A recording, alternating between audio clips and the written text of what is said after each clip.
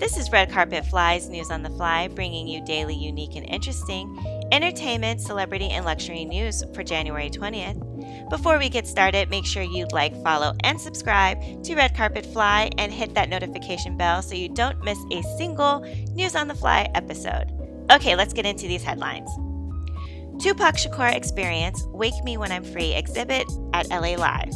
Where are all my hip-hop and rap heads at? Wake Me When I'm Free Tupac exhibit is a fully immersive, thought-provoking experience, exploring the life and legacy of the acclaimed activist and artist Tupac Shakur. This exhibit will not only explore the career of Tupac, but the man behind the music, as there are never-before-seen artifacts on display at the exhibit. Part museum, part art installation, and part sensory experience, the Wake Me When I'm Free exhibit will be held in a 20,000-square-foot curated space akin to a contemporary art museum. Guests will transition through a myriad of surrounded sound spaces rich with rarities embedded in technology, Shakur's estate said in a press release obtained by Variety. Tupac Shakur Wake Me When I'm Free is set to open January 21st, 2022.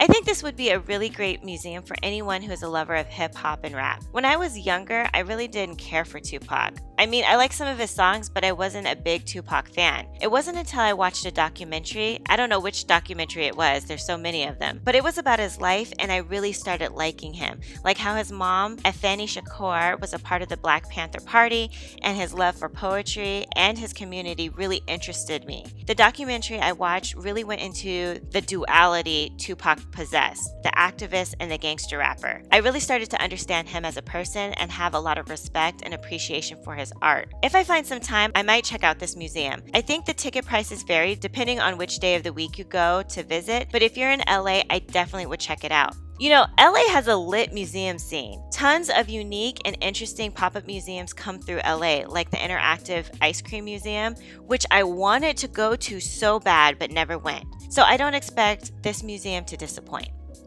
Brittany Renner reads Fresh and Fit podcast host for filth over disrespectful comments about Black women. Popular IG model Brittany Renner has been super hot these past few weeks, doing interviews with Vlad TV and being invited by Jackson State University coach and retired NFL football player Deion Sanders to talk to his football players about avoiding transactional relationships. Well, according to Madame Noir, Renner stopped by the Fresh and Fit podcast and gave the hosts, Myron Gaines and Walter Weeks, a piece of her mind. Weeks and Gaines are known for their constant bashing and disrespect of Black women. Black Panther leader Malik Zulu Shabazz even confronted them about their disparaging comments, calling them Sambos, referring to the character from the minstrel show. And Joe Budden also slammed them, calling them ignorant, inexperienced, insecure, fragile, and weak. Asian Doll was recently on their show, and a clip went viral of Gaines and Weeks saying that they don't use Black dating apps because they don't date Black women and would rather not deal with night riders and a bunch of Shaniquas. Asian Doll subsequently walked off their show. So, on Brittany Renner's episode, there was a situation where one of the hosts tells her off camera that he warns guys about girls like her and tells her that she's not special. She's like every other girl. She then confronts the host on air about his comment, stating, "What do you gain from telling girls they aren't special? Like, how does that make you feel? If I was to call you a bitch ass in, I would get something from that, right?" Her episode airs on January 21st. So first and foremost, I like Brittany Renner. I think she's entertaining and she gives it to you straight up with no chaser. I know she can be very polarizing with some people loving her and some people hating her, but I like her. Secondly, in this clip, I don't necessarily think she's defending Black women per se. I think she's just confronting these two rude-ass podcast hosts. Like, I really don't know who these guys are. I kind of heard of them, but the only person I really know of is DJ Academics. From what I've heard, I know these guys do this type of stuff to be provocative because drama sells, and nothing sells more than some good old misogyny and race baiting. Although, again, I don't really see any race baiting in this clip, but maybe that's later on in the podcast. Lately, there's been a trend with men, and I'm sad to say particularly Black men, profiting off of bashing Black women. And this is my theory. I think it's because when guys say something sideways about Black women's response is so strong and so loud that the podcast clip goes viral, and then these guys go viral. There's a saying that there's no such thing as bad press, and I think these type of men with these podcasts lean into that, and they take full advantage of it. They're like the bad boys of podcasting, and they're okay with that. To me, I don't take this stuff seriously, but it is frustrating because these guys and these types of podcasting are perpetuating stereotypes and sometimes just plain old lies about Black women into the universe. And people start believing those things about Black women. And then I have to address them and debunk them in real life. And it's just exhausting. Anywho, I could go on and on about this topic, but basically I think these two guys are clowns, and they're just looking for another viral moment and found one.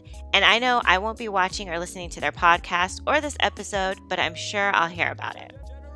The honest truth about armored cars, according to a guy who sold a lot of them. Movies and television glamorize the use of armored cars, especially when it comes to a very important diplomat or politician. While it's true that the days leading up to an election, especially in the current political climate we're in, can be a huge security risk not only for the candidate, but their supporters as well. In the Philippines, election-related violence and deaths are nothing to be scoffed at, and armored vehicles help keep celebs, diplomats, and high-net-worth individuals safe.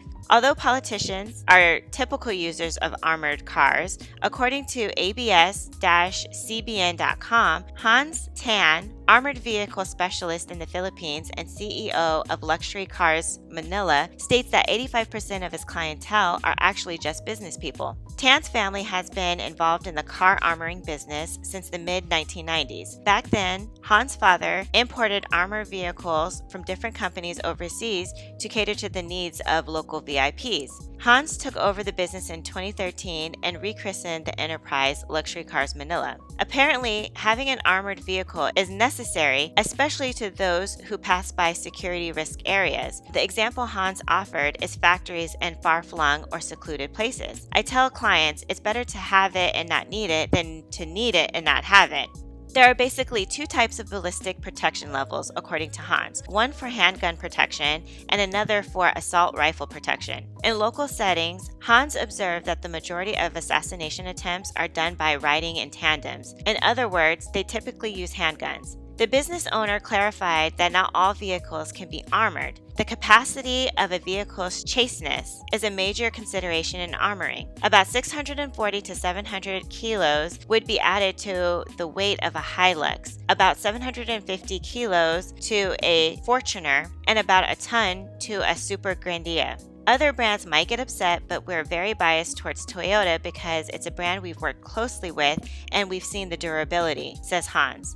We also armored the Ford Ranger Raptor, which is a huge seller for us. Prices for level 6 armored cars range from $4.8 million to $7.5 million depending on which vehicle you choose. The technology in armoring vehicles has significantly evolved over the past couple of decades. The type of steel that we use is high carbon. They are thinner and a lot easier to work with and durable, says Hans. They use layers of bullet-resistant polycarbonate in place of glass. Once you sit in our cars, you can't even tell that it's armored. In terms of drivability, maneuverability, and speed, one will naturally feel a bit of weight. I always tell our clients, when you buy an armored vehicle, you can't expect it to perform the exact same way as a stock vehicle, explained Hans. There are certain adjustments that you have to make. We cannot cheat physics, he says.